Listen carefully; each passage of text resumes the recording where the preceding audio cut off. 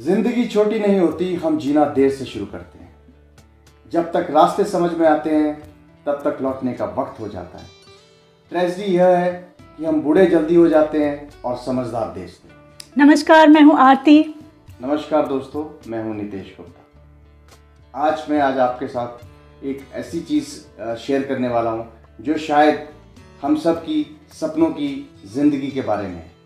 दोस्तों, मैं एक्सपर्ट तो नहीं हूँ, लेकिन जितना भी मेरा लाइफ का एक्सपीरियंस है, मैंने अपने लाइफ पार्टनर के साथ जो शेयर किया, हम दोनों ने मिलके उस चीज़ पे काम किया। और शायद अगर कोई हमसे पूछे कि are you contented in your life, तो I would say yes we are. उस कंटेंटमेंट को हमने कैसे अचीव किया, उसके बारे में कुछ सक्सेस मंत्र हैं जो मैं आप लोगों के साथ शेयर करना चाहता हूँ।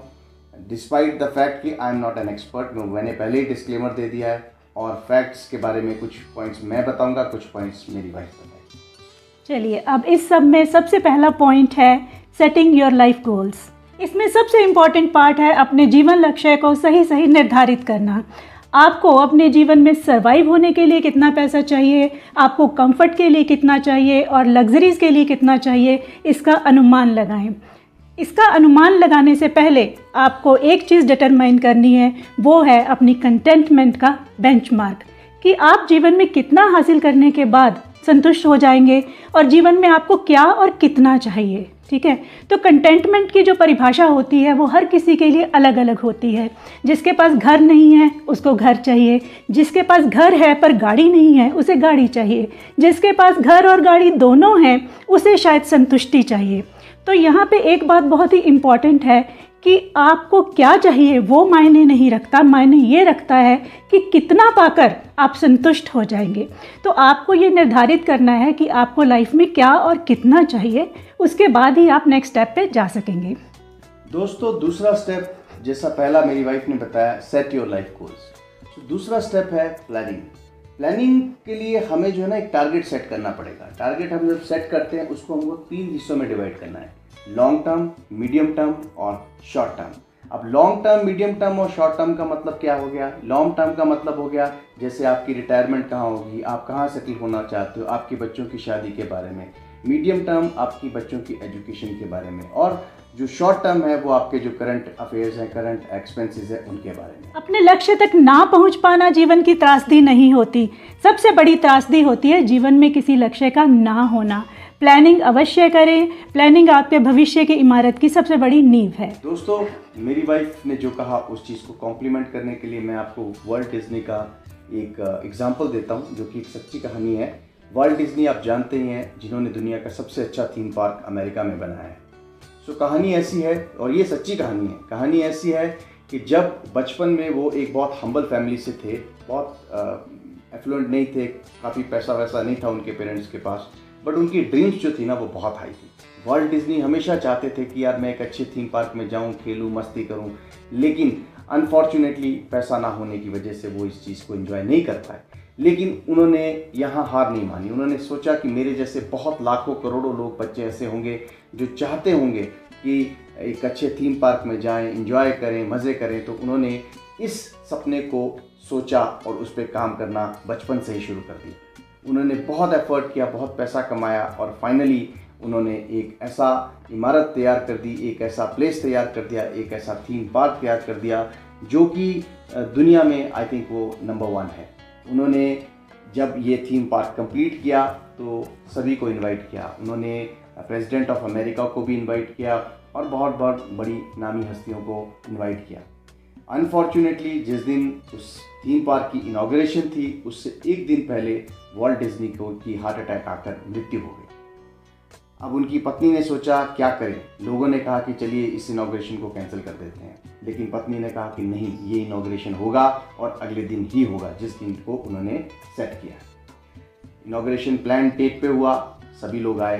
प्रेसिडेंट ऑफ अमेरिका ने अपना लेक्चर शुरू किया और इनिशिएशन वेलकम जब उन्होंने नोट दिया तो वेलकम नोट के बाद उन्होंने एक चीज़ कही जो कि बहुत टचिंग थी कि शायद अगर वर्ल्ट डिज्नी आज हमारे साथ होते तो इस थीम पार्क को देखकर, इस प्लेस को देखकर, इतने लोगों को देखकर बहुत खुश होते। तो ये बात जो है उनकी धर्मपत्नी, वर्ल्ट डिज्नी की धर्मपत्नी मिसेस डिज्नी ने भी सुनी। जब प्रेसिडेंट ऑफ अमेरिका का भाषण ख़त्म हुआ तो वो बैठे, मिसेस डिज्नी जब अपने वेलकम नोट के बाद अपने नोट पे आई तो उन्होंने कहा कि मिस्टर प्रेसिडेंट ऑफ अमेरिका, आपने जितनी भी चीज़ें कही बहुत अच्छी कही, लेकिन एक बात से मैं आपके बिल्कुल असहमत हूँ। तो प्रेसिडेंट ऑफ अमेरिका उन्हें देखने लग गए। तो जानते हैं आप उन्होंने क्या कहा? उन्होंने ये कहा कि सर, आपने ये बात कही कि अगर वॉल्ट डिज्नी आज अगर ज़िंदा होते तो इस चीज़ को देखकर बहुत खुश होते। तो दोस्तों, मैं आपको एक चीज़ बता दूं कि जो चीज़ आज आपके सामने है, जो आज आप देख रहे हैं, वो वॉल्ट डिज्नी ने 35 साल पहले देख ली थी। जिस चीज़ पे उन्होंने 35 साल पहले ही काम करना शुरू कर दिया था। तो दोस्तों, मेरी वाइफ ने जो चीज़ कही कि set your goals in life and planning, इसकी जो नींव है वो यहीं से शुरू होती है। तो प्लानिंग सबसे इम्पॉर्टेंट है। जी हाँ, किसी भी काम में सक्सेसफुल होने के लिए, उसे अच्छे तरीके से पूरा करने के लिए प्लानिंग करना सबसे इम्पॉर्टेंट पार्ट होता है। सो अपने किसी भी लाइफ गोल तक पहुंचने के लिए प्लानिंग से अपना काम शुरू करें। नेक्स्ट पॉइंट है अपनी ताकत और कमियों को पहचानना। प्लानिंग करने के बाद सबसे इम्पॉर्टेंट चीज़ आती है ये जानना कि कहाँ पे हम कमज़ोर हैं और कहाँ पे हम स्ट्रॉन्ग हैं।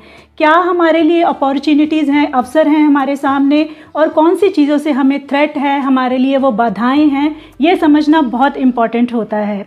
जो हमारी स्ट्रेंथ्स और वीकनेसेस होती हैं वो हमारी खुद की होती हैं। हमें अपनी स्ट्रेंथ्स को, अपनी ताकत को एनहेंस करना होता है, मेंटेन करना होता है, और वीकनेसेस को अपनी ताकत में बदलना होता है। फॉर एग्ज़ाम्पल, मान लीजिए आप प्लानिंग में बहुत अच्छे हैं, लेकिन जब प्रोजेक्ट हैंडलिंग की बात आती है तो आप उसमें वीक हैं। तो आपको क्या करना है? प्लानिंग को इम्प्लीमेंट करना है, और जो प्रोजेक्ट हैंडलिंग में आप वीक हैं उसे आपने स्ट्रेंथन करना है। अब आते हैं अपॉर्चुनिटीज़ और थ्रेट्स पे। जो अपॉर्चुनिटीज़ होती हैं, अवसर होते हैं, वो हमारे लिए बाहर से होते हैं। अपॉर्चुनिटीज़ एंड थ्रेट्स दोनों बाहर से आते हैं। अपॉर्चुनिटीज़ को हमें अवेल करना होता है और थ्रेट्स को जो है हमें एनकाउंटर करना होता है। आपको ये मान के चलना है कि अपॉर्चुनिटीज़ अपने आप आके आप पे डोर पे नॉक नहीं करेंगी। आपको बार बार ये चेक करना पड़ेगा, देखना पड़ेगा कि आपके लिए कौन कौन से अवसर अवेलेबल हैं। फॉर एग्जांपल, जैसे कि आप अपनी जॉब पे खुश नहीं हैं, आप स्विच करना चाहते हैं, तो क्या है, आपको बार बार ये एफ़र्ट लगाना पड़ेगा, देखना पड़ेगा कि आपके लिए इससे बेटर सिचुएशन और इससे बेटर काम कहाँ पर मिल सकता है। उसी तरह से हम थ्रेट्स की बात करते हैं। मान लीजिए कि आपका परफॉर्मेंस बोनस जो है वो ड्यू है, लेकिन क्या हो रहा है, आपकी परफॉर्मेंस जो है वो अच्छी नहीं जा रही है, और ये आपके लिए थ्रेट बन जाता है कि पता नहीं बोनस आपको दिया भी जाएगा कि नहीं। तो आपको क्या करना है? इस थ्रेट को एनकाउंटर करना है, अपने सारे एफर्ट्स लगा के अपनी परफॉर्मेंस को बेटर करना है। इस तरह से आपने अपनी स्ट्रेंथ्स पे, वीकनेसेस पे, अपॉर्चुनिटीज़ पे और थ्रेट्स पे काम करना है। इसे हम कहते हैं स्वॉट एनालिसिस, यानी कि S for strength, W for weaknesses, O for opportunities and T for threats. इसे आपने मैनेज करना है, और इसे मैनेज करने के बाद हम चलेंगे नेक्स्ट स्टेप की ओर। तो नेक्स्ट स्टेप दोस्तों वो है work hard versus work smart. नाम ही बता देता है कि हम हार्ड वर्क कर रहे हैं या हम स्मार्ट वर्क कर रहे हैं। देखो, सुनने में तो लगता है कि हार्ड वर्क करना बहुत अच्छी बात है। सभी लोग कहते हैं कि हार्ड वर्क करना बहुत अच्छी बात है, मैं भी इस बात को बिल्कुल मानता हूँ। लेकिन अगर कोई आदमी उस हार्ड वर्क को ट्रांसफॉर्म कर दे स्मार्ट वर्क में, और अपने काम में इतनी क्षमता लाए कि जो काम 6 घंटे 8 घंटे में किया जा सकता है उसे हम 4 घंटे 3 घंटे 2 घंटे में कर दें, तो डेफिनेट सी बात है आपने उस समय को आधा या आधे से भी कम कर दिया। ये एक दिन की बात है। इसी तरह हम अपने पूरे जीवन की रिटायरमेंट को, जो कि हम हमेशा मन में प्लान करते हैं कि यार मुझे 60 में रिटायर होना है, 75 में रिटायर होना है, 70 में रिटायर। मेरा क्वेश्चन है, ये फिगर आप लाए कहाँ से? ऐसी फिगर क्यों? जिस दिन आपको लगे कि बस आप रिटायर होना चाहते हैं, मुझे ऐसा लगता है वो दिन आपका रिटायरमेंट दिन होना चाहिए, इर्रिस्पेक्टिव ऑफ कि वो आपकी एज का नंबर क्या है। यहाँ मैं कुछ ऐड करना चाहूँगी। रिटायरमेंट का यहाँ पे मतलब ये नहीं है कि आप सब कुछ अपना काम धाम छोड़ के बिल्कुल फ्री हो जाएंगे। रिटायरमेंट का मतलब है आप आगे की आने वाली लाइफ को अपने हिसाब से, अपने कंफर्ट पे जिएंगे, अपने कंफर्ट जोन पे। अगर आपको लगता है कि आप काम करना चाहते हैं या आपको खुशी मिलती है, आप कर सकते हैं, लेकिन आपको उन चीज़ों की तरफ बाध्य नहीं होना चाहिए कि हाँ अब ये करना ही है, अच्छा लगे या ना लगे। आपको अपनी ड्रीम लाइफ की तरफ आना है और अपनी खुशी से जीना है। तो दोस्तों, स्मार्ट वर्क की बात मैं जो कर रहा था, स्मार्ट वर्क के लिए आज की डेट में इतनी सारी टेक्नोलॉजीज आ चुकी हैं आर्टिफिशियल इंटेलिजेंस आ चुका है और बहुत सारे तरीके ऐसे आ चुके हैं जो हमारे वर्क को स्मार्ट वर्क में ट्रांसफॉर्म कर सकते हैं। इनफैक्ट अगर आप चाहें तो आप 10-15 साल मैक्सिमम अपनी लाइफ का वर्किंग स्टेज में लगाकर एक अच्छा पैसा इकट्ठा कर सकते हैं। और अच्छे पैसे का डेफिनेशन सभी के लिए अलग होता है, उसके बारे में हम बाद में बात करेंगे। लेकिन जो पैसा आपको मिनिमम आपके जो गोल्स हैं उनको अचीव करने के लिए, जिस दिन वो अचीव हो जाए गोल, फाइनेंशियल गोल, उस दिन आप रिटायरमेंट ले सकते हैं। क्योंकि ग्रीड की कोई उम्र नहीं होती दोस्तों। किसी के लिए 1 करोड़, किसी के लिए 100 करोड़, किसी के लिए 10,000 करोड़ भी कम पड़ते हैं। लेकिन आपको अपनी कंटेंटमेंट देखनी है, उसके हिसाब से प्लानिंग करनी है और जिस दिन वो फाइनेंशियल गोल आपका अचीव हो जाता है वही उसी दिन आप रिटायर कर सकते हैं। Save money and the money will save you. आपको आपकी सैलरी अमीर नहीं बनाती, आपको आपकी खर्च करने की आदतें अमीर या गरीब बनाती हैं। पैसा कैसे कमाना है ये हर कोई जानता है, लेकिन उस पैसे को पूंजी में, वेल्थ में कैसे कन्वर्ट करना है ये बहुत कम लोग जानते हैं। हम यूजुअली क्या करते हैं, हम पहले खर्चा करते हैं, फिर जो पैसा बच जाता है उसे हम सेविंग्स में डालते हैं। हमें इसे रिवर्स करना है। हमें अपनी सेविंग्स को पहले डिटरमाइन करना है कि हाँ, हम अपने जो टोटल इनकम है उसमें से इतना पैसा सेविंग्स में डाल सकते हैं, उसको निकालिए अलग से, और जो बाकी पैसा बचता है उसी से आपको अपना खर्चा एडजस्ट करना है। पैसा बचाने का सबसे अच्छा तरीका ये है कि सबसे पहले आप अपनी नीड्स पे फोकस करें, फिर आपके कंफर्ट की चीज़ों पे फोकस करें, उसके बाद आप लग्जरीज़ पे फोकस करें। इसके लिए सबसे इम्पॉर्टेंट चीज़ है अपने लिए एक अच्छा सा इन्वेस्टमेंट प्लान बनाना। इन्वेस्टमेंट प्लानिंग को हम लोग किसी और वीडियो में अच्छे से डिटेल में डिस्कस करेंगे। यहाँ मैं सिर्फ इतना ही कहना चाहूँगी कि जो भी आप बचाएं उसे एक जगह पे ना इन्वेस्ट करें, उन्हें हम अलग अलग जगह पे इन्वेस्ट करेंगे। Do not put all of your eggs into same basket, okay. तो रिस्क को बैलेंस करने के लिए हमें हर तरफ थोड़ा थोड़ा इन्वेस्ट करना है, फिर चाहे वो शेयर्स हों या फिर वो डिबेंचर्स हों या इक्विटीज़ हो, गोल्ड हो, प्रॉपर्टी हो, आरडी हो, इसी तरह जितने भी और भी इन्वेस्टमेंट प्लान्स हैं आप उनको कंसिडर करें, म्यूचुअल फंड्स को कंसिडर करें। तो इस तरह से एक मिक्स एंड मैच बनाएं जिससे कि आपको ऑप्टिमम इनकम, मैक्सिमम इनकम आपको वहां से आ सके। दोस्तों ये प्लानिंग तो आपने कर ली, मनी भी सेव कर ली, सब कुछ कर लिया जैसा मेरे वाइफ ने बताया। मैं आपको छोटी सी चीज़ बताता हूँ कि जंग जो है ना वो बैटलफील्ड में पहले नहीं जीती जाती, वो जीती जाती है दिमाग के अंदर। और अगर दिमाग के अंदर आपने जंग जीत ली मतलब 50% वर्क हो गया। उसी तरह से अगर आपने प्लानिंग अच्छी कर ली, आपकी प्लानिंग बढ़िया हो गई, तो आपका सिर्फ और सिर्फ 50% वर्क बचता है, वो है एक्शन। उस एक्शन को आपने बहुत इफेक्टिव तरीके से करना है और उसी तरह से करना है जैसा आपने प्लान किया है। क्योंकि अगर आप प्लानिंग को डिस्टॉर्ट करेंगे तो फिर शायद आपका एक्शन में वो चीज़ रिफ्लेक्ट ना करे और आपकी प्लानिंग पूरी की पूरी डिस्ट्रॉय हो जाए। तो प्लानिंग इफेक्टिव करने के बाद उसका एक्शन को एंड इम्प्लीमेंटेशन बहुत ज़्यादा ज़रूरी हो जाता है और उस पर आपका काम करना बहुत इंपॉर्टेंट होता है। नेक्स्ट पॉइंट है अपनी प्राथमिकताओं को समझें। समय एक ऐसी चीज़ है जो हमें सबसे अधिक चाहिए, लेकिन सबसे अधिक दुरुपयोग भी हम समय का ही करते हैं। अपने लक्ष्य तक पहुंचने के लिए ये बहुत ज़रूरी है कि हम जीवन में अपनी प्रायोरिटीज़ को समझें। कौन सी चीज़ हमारे लिए आवश्यक है, कौन सी महत्वपूर्ण है, इसके बीच के अंतर को जानना बहुत ज़रूरी है। इसे समझने के लिए चलिए एक ग्राफ के थ्रू इसे समझते हैं, जिसे हम कहते हैं अर्जेंट वर्सेस इम्पॉर्टेंट ग्राफ। जैसा कि आप स्क्रीन पे ग्राफ देख रहे हैं, इसके सबसे पहले क्वाड्रेंट में हम देखेंगे which is very urgent, very important.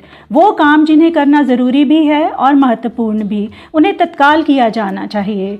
जैसे कि किसी गंभीर बीमारी का इलाज हो, ऑपरेशन हो, या फिर आपके बच्चों के स्कूल में पेरेंट टीचर मीटिंग हो। ये काम ऐसे हैं कि ये इम्पॉर्टेंट भी हैं और अर्जेंट भी।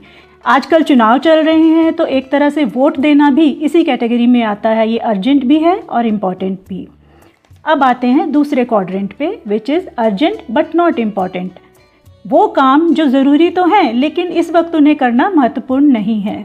For example receiving a phone call. क्या होता है, आपका फ़ोन जो है लगातार बज रहा है, आपको उसे कट जाने से पहले उठाना है, लेकिन ये भी हो सकता है कि वो कॉल आपके लिए महत्वपूर्ण ही ना हो, तो आप उसे बिना उठाए भी छोड़ सकते हैं। Third quadrant is not important, not urgent. वो काम जो ना तो इम्पॉर्टेंट है ना अर्जेंट है। कोई भी ऐसा काम जो किसी एक समय पर करना ना तो ज़रूरी है ना महत्वपूर्ण है, उस काम को आप भविष्य के लिए छोड़ सकते हैं। जैसे कि बिना कारण नए कपड़े खरीदना, जबकि आपकी अलमारी पहले ही कपड़ों से भरी हो। तो कपड़े खरीदना इस पॉइंट पे ना तो इम्पॉर्टेंट है ना ही अर्जेंट, तो आप इन्हें स्किप कर सकते हैं। इम्पॉर्टेंट बट नॉट अर्जेंट, जो काम महत्वपूर्ण है लेकिन ज़रूरी नहीं है, उसे छोड़ा जा सकता है। जैसे कि मेरे लिए मेरी बाइक की सर्विस करवाना इम्पॉर्टेंट है, लेकिन अभी उसकी ज़रूरत नहीं है, तो इस समय मैं इस काम को ना भी करूं तो चलेगा। इसी समय को मैं किसी और ज़रूरी काम में लगा सकता हूं या लगा सकती हूं। तो दोस्तों, टाइम मैनेजमेंट जो वो इतना ज़्यादा इम्पॉर्टेंट है, इतना इफ़ेक्टिव है हमारी प्लानिंग को, हमारी जो स्ट्रैटेजी है उसको इम्प्लीमेंट करने के लिए, अर्ली लाइफ रिटायरमेंट के लिए। तो मैं आपको एक छोटी सी स्टोरी बताता हूँ। स्टोरी क्या है, इनफैक्ट मैं आपसे एक सवाल पूछता हूँ कि सपोज़ करिए कि आपके अकाउंट में 86,400 रुपये जैसे आप उठें और भगवान आपको अपने अकाउंट से डेबिट करके आपके अकाउंट में क्रेडिट कर दे 86,400 रुपये, और एक ही कंडीशन दे कि भैया आप जैसे ही आप उठें आपको ये पैसे मिल गए हैं, लेकिन शाम को तक जब आप सोने जाएंगे तब तक आपको ये सारे पैसे खर्च करने हैं, और अगर नहीं खर्चे तो ये पैसे भगवान वापस ले लेगा। तो आप क्या करें? मेरे हिसाब से आप 86,400 के पूरे पैसे खर्च करेंगे। शायद हर इंसान यही करेगा, क्योंकि फ्री का पैसा है और भगवान ने ये भी कहा है कि भैया मैं इसे वापस ले लूँगा, तो वापस क्यों भेजने? आप ऐसी जगह पे भी खर्चा करोगे जहाँ पे पैसा खर्चना नहीं चाहिए। तो दोस्तों, ये 86,400 कुछ और नहीं, ये भगवान हमें हर रोज़ समय देता है, वो सेकंड्स देता है और कहता है कि मैंने तो बेटा तुम्हें ये 86,400 सेकंड्स दिए हैं, अब ये तुम पे डिपेंड करता है कि तुम इसे इफ़ेक्टिवली यूज़ करो या ना करो। तो दोस्तों, लाइफ में ये जो टाइम है ना, ये बहुत ज़्यादा इंपॉर्टेंट है और इसका एक एक सेकंड बहुत इंपॉर्टेंट है। सो आप हर पॉइंट को, हर सेकंड को एनकैश करो और उस टाइम को इफ़ेक्टिव तरीके से मैनेज करो, ताकि आप अपने स्ट्रेटजिक गोल पे जल्दी पहुँचें। नेक्स्ट पॉइंट इज़ अपने आलोचकों को नज़रअंदाज करें। ये पॉइंट ऐसा है जो कि आपकी सक्सेस में बहुत ही इम्पॉर्टेंट रोल प्ले करता है। आप कितने एनकरेज्ड रहते हैं, कितने एंथुसियाज्म से काम करते हैं, कितने एम्बिशियस रहते हैं, वो बहुत हद तक इस पॉइंट पे निर्भर करता है। जो लोग आपके लिए पॉजिटिव नहीं सोचते हैं, निंदा करते हैं और आपकी जो ग्रोथ है उसमें किसी भी तरह से वैल्यू एडिशन नहीं कर रहे हैं, उन लोगों की बातों को नज़रअंदाज करें, अपने लक्ष्य की ओर बढ़ते जाएं। सिर्फ और सिर्फ अपने शुभ चिंतकों की बात सुने और जहां तक वो सही लगे उसे माने। बाकी जितने भी आपके क्रिटिक्स हैं, जो लोग आपको नेगेटिव एनर्जी देते हैं, आपको नेगेटिव कमेंट्स देते हैं, आप उनसे दूर रहें। दोस्तों, जो मेरा वाइफ ने कहा कि नेगेटिव कमेंट्स और नेगेटिव लोगों से दूर रहें, इसको कॉम्प्लीमेंट करने के लिए मैं आपको एक बहुत बढ़िया स्टोरी बताता हूँ। एक जंगल में कुछ मेंढक थे। कुछ मेंढक, वो सभी मेंढक जो हैं किसी रास्ते से जा रहे थे, तो 2 मेंढक किसी गहरे गड्ढे के अंदर गिर गए। अब जो बाकी मेंढक थे जो रास्ते से जा रहे थे, उन्होंने सोचा ये तो बहुत गहरा गड्ढा है, अब इसमें से ये दोनों मेंढक नहीं निकल पाएंगे। मेंढक जो गिरे हुए थे उन्होंने बहुत कोशिश की। एक मेंढक जंप मारता तो गिर जाता, फिर दूसरा मारता, दूसरा गिर जाता। इस प्रोसेस में क्या हुआ कि ऊपर वाले जो मेंढक थे, जो गड्ढे के ऊपर बैठे हुए थे, तो उन्होंने कहा कि ये तुमसे नहीं होगा, अब तुम एक काम करो, यहीं पे रहो, हम आगे चलते हैं। इस चीज़ को जो एक मेंढक ने सुना, उसने सोचा कि यार ये तो बात तो सही कह रहे हैं, क्योंकि इतना गहरा गड्ढा है, इससे हम नहीं निकल पाएंगे। लेकिन जो दूसरा मेंढक है वो शायद इस बात को नज़रअंदाज करता रहा और कोशिश करता रहा। 1 मिनट, 5 मिनट, 10 मिनट, 15 मिनट, आधे 1 घंटे के बाद कोशिश उसकी सफल हो गई और वो बाहर निकल गया। लेकिन दूसरा मेंढक वहीं का वहीं रह गया और फाइनली वो कुछ टाइम बाद मेंढक एक्सपायर कर गया, क्योंकि वो निकल नहीं पाया, भूख से तड़प के वो मर गया। लेकिन दूसरे मेंढक जो थे, बहुत ज़्यादा जो बाहर थे, वो बहुत ज़्यादा क्वेश्चनेबल उनकी सिचुएशन हो गई कि भैया एक तो मर गया, दूसरा कैसे बाहर आ गया। तो वहीं पे एक सीनियर मेंढक थे, उनसे उन्होंने पूछा कि ऐसा कैसे हो सकता है। तो बुजुर्ग मेंढक ने कहा कि देखो बेटा, ये इन दोनों मेंढकों में जो मेंढक बाहर निकल के आया, तुम्हें शायद पता नहीं, ये कानों से नहीं सुनता है, ये बहरा है। विच मीन्स जब तुम इसे क्रिटिसाइज़ कर रहे थे तो उस क्रिटिसिज्म को शायद इसने ये सोचा कि आप उसे एनकरेज कर रहे हो। सो दोस्तों, लोग आप जिसके ऊपर जितने भी पत्थर फेंके, आपको पत्थर दोबारा उनकी तरफ नहीं फेंकने हैं, रादर उन पत्थरों को यूज़ करके अपना महल बनाना है। उसी तरह से दोस्तों, जब लोग आपको क्रिटिक्स करें तो उन क्रिटिक्स को आप रिवेंज ना लीजिए उस क्रिटिक्स का, rather use those critics as a milestone and supporting stone to build your castle of dream. Next point is always keep plan B ready. हम जब प्लान ए पे काम कर रहे होते हैं तो ये बहुत इंपॉर्टेंट होता है कि हम प्लान बी को जो है वो रेडी रखें। वो प्लान बी हमारे लिए एक बैकअप का काम करता है, हमें स्ट्रेंथन करता है, क्योंकि हम जानते हैं कि अगर हम किसी भी वजह से प्लान ए में सक्सेसफुल नहीं हो पाए तो हमारे पास प्लान बी है। लेकिन अगर हम पूरी डिटर्मिनेशन से, पूरी लगन से काम करते हैं तो कोई सवाल ही पैदा नहीं होता है कि हम प्लान ए में सक्सेसफुल ना हों। तो प्लान बी जो है जस्ट टू स्ट्रेंथन अस, वो पीछे होता है ताकि हमें जो है हमारा इनकरेजमेंट बना रहे, हमारा कॉन्फिडेंस बना रहे। Even if the plan A fails, we have 25 more letters in the alphabet. तो कभी भी अपने आप को डिस्करेज ना होने दें, प्लान बी को साइड पे रेडी रखें और प्लान ए पे अपना मैक्सिमम एफर्ट लगाएं ताकि आप सफल हो सकें। दोस्तों, मेरे बेटर हाफ ने आपको बहुत अच्छी तरह से समझा दिया, बहुत ग्राफिकल प्रेजेंटेशंस दिखा दी, बहुत बढ़िया तरीके से समझा दिया। लेकिन एक चीज़ को मैं मानता हूँ कि अगर वो इस मूवी का सबसे बड़ा टर्निंग पॉइंट है, और वो चीज़ से पहले मैं आपको एक एग्जांपल, एक सवाल पूछना चाहता हूँ।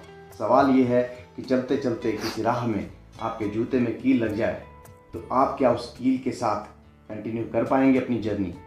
मेरे हिसाब से नहीं।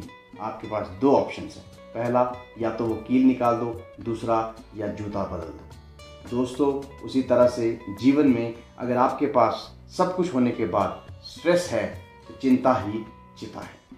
दोस्तों, मेरे हिसाब से दुनिया का सबसे अमीर, सबसे खुश, सबसे हेल्दी इंसान वही है जो जब बेड में जाता है उसे 2 मिनट में नींद आ जाती है।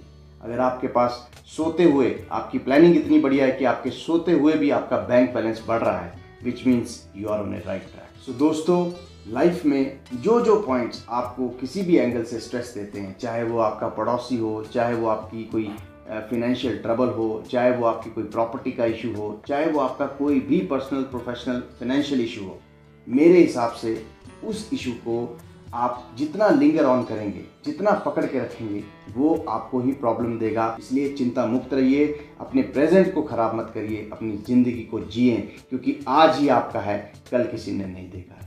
तो ये वीडियो आपके लिए एक बहुत बड़ा टर्निंग पॉइंट हो सकता है। आप इस वीडियो को दोबारा देखें और अपने दोस्तों, मित्रों और उन लोगों तक पहुंचाएं जो सिर्फ लाइफ में पैसा पैसा और पैसा इकट्ठा करने के चक्कर में हैं और ये सोच रहे हैं कि अभी तो ज़िंदगी बहुत लंबी पड़ी है। दोस्तों, मुझे पूरी उम्मीद है आपको हमारा ये अटेम्प्ट बहुत अच्छा लगा होगा। Please like and subscribe this video. आपका बहुत बहुत धन्यवाद। चैनल को सब्सक्राइब करना ना भूलें। धन्यवाद।